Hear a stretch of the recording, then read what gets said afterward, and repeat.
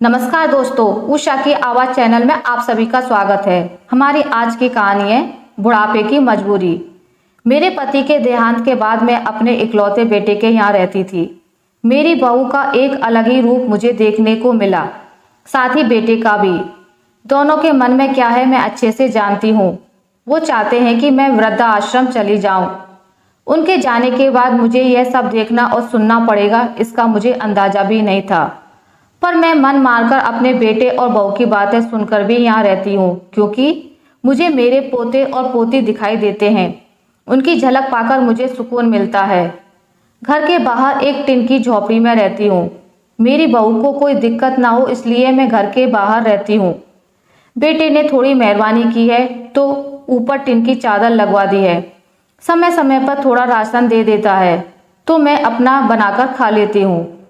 मैंने अपने बेटे को कह दिया है कि मेरी वजह से उन दोनों को कोई प्रॉब्लम नहीं होगी, बस मुझे यहीं रहने दें, इसी घर में मुझे मर जाने दें। मैं बस यही चाहती हूँ। मैं अपने आप को खुशकिस्मत समझती हूँ कि मेरे बेटे और बहू कम से कम मेरे लिए इतना तो कर रहे हैं। मेरा बेटा सुबह 9 बजे नौकरी पर जाता है और बच्चे भी उसी समय स्कूल जाते हैं। फिर शाम को 6 बजे मेरा बेटा वापस आता है, बच्चे 3 बजे आते हैं। उन्हें आते जाते निकलते देख मुझे बड़ा सुकून मिलता है। मेरे पति के दोस्त, जिनकी पत्नी का भी स्वर्गवास हो गया है, उनसे हमारे अच्छे रिश्ते थे। उनका घर हमारे घर से थोड़ी दूरी पर था। पैरों में समस्या हो गई थी, ठीक से चल भी नहीं पाते थे। वो बड़े दिनों बाद मेरे यहाँ आए। मुझे उन्हें देखकर अच्छा लगा। उनका हाल भी मेरी तरह ही था। बच्चे अब उनसे भी परेशान थे। आकर मेरे पास अपना दुखड़ा रोते थे और पुराने दिनों को याद करते थे। बुढ़ापा हम जैसों को बहुत रुलाता है। उनकी पत्नी का स्वर्गवास हो गया था और उन्हें चलने उठने में समस्या थी, इसलिए वो तो अपना खाना भी नहीं बना पाते थे। मेरे पास आए तो समझ गई कि यह इतनी मुसीबत में चलकर पुराने दोस्तों के यहाँ चाय और खाने की चाह में ही आते होंगे। उनकी भी अपनी मजबूरी थी। वो आए तो मैंने उनके लिए खाना बनाया और उन्हें खिलाया। मना कर रहे थे नहीं खाना, लेकिन मुझे पता था कि उनको भूख लगी है। बहू ने खाना नहीं दिया।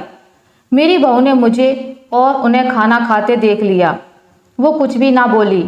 ऐसे ही वो यहाँ 2-3 बार आए। जब भी वो आते मैं उन्हें खाना खिलाती। फिर उनके जाने के बाद जब मेरा बेटा आया तो बहू कहती कि तुम्हारी माँ कितनी बेशर्म है, पता नहीं किस किस को आजकल बुलाकर खाना खिला रही है। बड़ी मुश्किल से कमाया जाता है और यह लुटाने में लगी है। इनका राशन बंद करो, कुछ दिन भूखी रहेगी तो अक्ल ठिकाने आएगी। मैंने कहा कि मैं अपने हिस्से का उन्हें खिलाती हूँ, तुम्हारे पिता के पुराने मित्र हैं।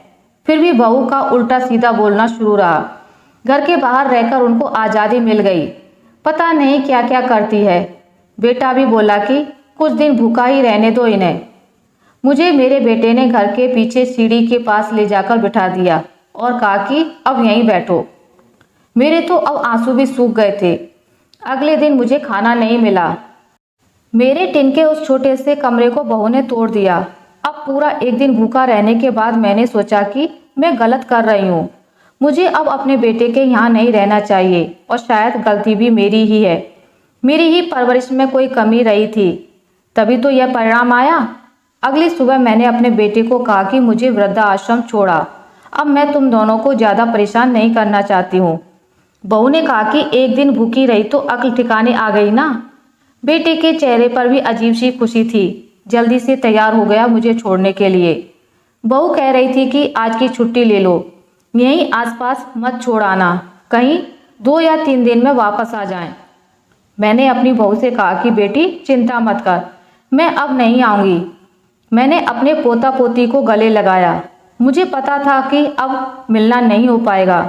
बेटे को भी चाहती थी कि एक बार जी भर के गले लगा लूं, लेकिन वो बोला चलो जल्दी करो। मैंने बहू को कहा कि बेटी अपना ध्यान रखना। मेरा बेटा मुझे छोड़ गया वृद्धाश्रम।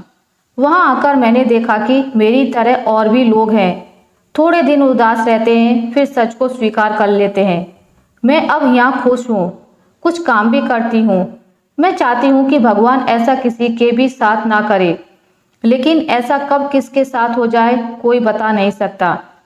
लेकिन माँ बाप को ऐसे समय के लिए भी तैयार रहना चाहिए।